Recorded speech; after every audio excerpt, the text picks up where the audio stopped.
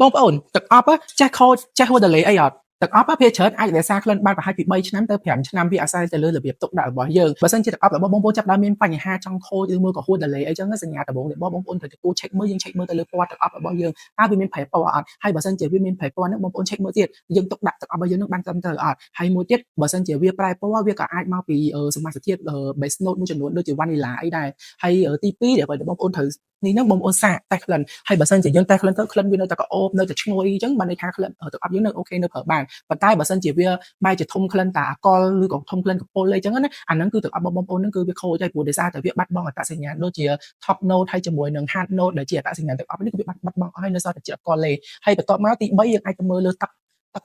កអប់នេះក៏សំខាន់ដែរយើង check មើលទៅបើសិនជាវានៅថ្លាអត់វាមានកកអត់វាមានបែកពពុះអត់បើសិនជាវាបើកកឬក៏បែកពពុះអញ្ចឹងមានន័យថា molecule របស់ទឹកអប់ហ្នឹងគឺបានត្រូវបានបំផ្លាញបាត់ហើយ